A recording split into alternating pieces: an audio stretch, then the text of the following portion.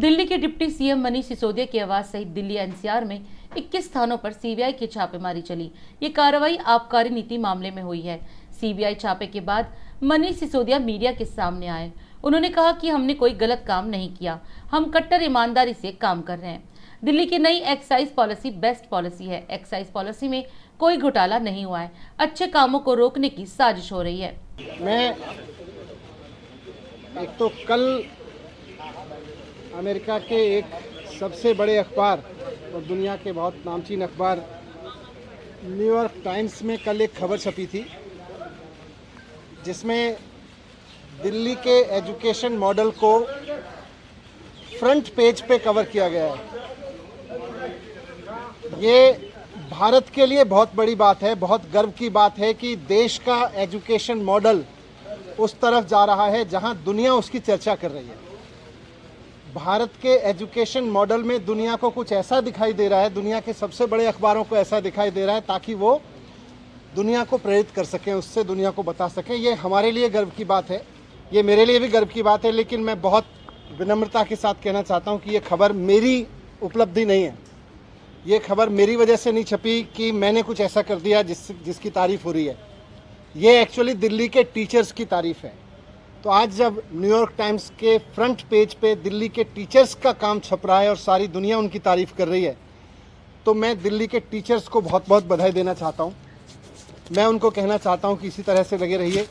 लाखों करोड़ों बच्चे, आने वाली पीढ़ियाँ इस बात को याद रखेंगी कि दिल्ली के टीचर्स ने और दिल्ली के बच्चों ने इतनी मेहनत की कि उनका काम दुनिया में, सारी दुनिया के सर चढ़ के बोला, सारी दुनिया में भारत की तारीफ़ का कारण बना। ये हम सब के लिए और ख़ास तौर से हमारे टीचर्स के लिए गर्व की बात है। कल मेरे घर सीबीआई के ऑफिसर्स आए थे और दिल्ली सचिवालय में मेरे जो एजुकेशन मिनिस्टर का, डिप्टी सीएम का ऑफिस है, वहाँ पर भी उन्होंने रेड की थी। सारे ऑफिसर्स दोनों जगह बहुत अच्छे लोग थे, बहुत अच्छे से सबने बहुत व्यवहार किया। उनको ऊपर से ऑर्डर्स हैं, उसकी तामील उनको करनी है। जो भी उनसे सही गलत कराया जा रहा है वो ऊपर के ऑर्डर से कराया जा रहा है। लेकिन मैं व्यक्तिगत रूप से खुद और अपने परिवार की तरफ से उन तमाम सीबीआई ऑफिसर्स का बहुत धन्यवाद करना चाहता हूं जिन्होंने कल बहुत अच्छे से मेरे परिवार के साथ व्यवहार करते हुए मेरे घर को सर्च किया। और मुझे व्यक्तिगत रूप से उनसे मिलके अच्छा लगा।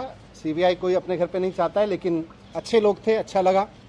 जिस एक्साइज पॉलिसी के बारे में ये सारा विवाद खड़ा किया जा रहा है, मैं उसके बारे में कहना चाहता हूं कि वो इस देश की सबसे बेस्ट एक्साइज पॉलिसी है और उस पॉलिसी को हम पूरी ट्रांसपेरेंसी और पूरी ईमानदारी से लागू कर रहे थे और बहुत ईमानदारी से वो पॉलिसी तैयार की गई।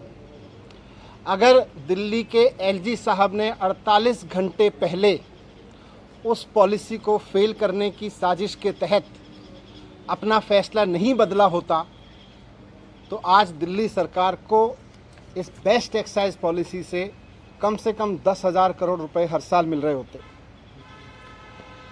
ये लोग कह रहे हैं कि इस पॉलिसी में बहुत बड़ा घोटाला हो गया।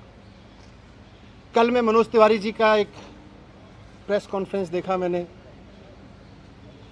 मनोज तिवारी जी कह रहे थे कि 8,000 करोड़ का घोटाला हो गया है एक्साइज पॉलिसी में। मनीष सिसोदिया ने 8,000 करोड़ का घोटाला किया। एलजी साहब ने जो प्रेस रिलीज जारी किया था उसमें उन्होंने लिखा था 144 करोड़ का घोटाला कर दिया मनीष सिसोदिया ने।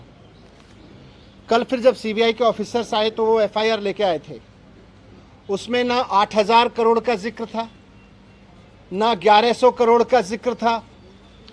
उसमें लिखा था सोर्सेज कह रहे हैं कि 1 करोड़ का घोटाला हुआ है।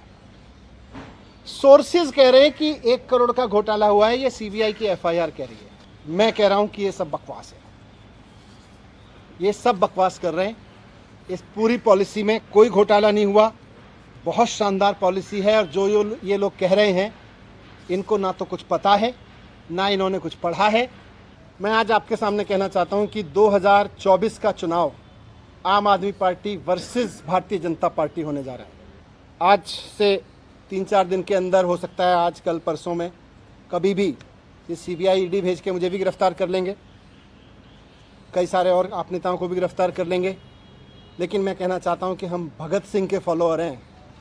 हम अपने आप को भगत सिंह की संतान मानते हैं। हम डरने वाले नहीं हैं तुम्हारी सीबीआई से, तुम्हारी ईडी से, तुम्हारे पैसे के आगे बिकने वाले नहीं हैं। हमको नहीं तोड़ पाओगे तुम, हमको नहीं झुका पाओगे। आज मैं कह रहा हूँ, हम देश के लिए जान भी कुर्बान करेंगे, हम देश के लिए जेल भी जाएंगे, लेकिन लाखों बच्चों का भविष्य संवारना बंद नहीं करेंगे।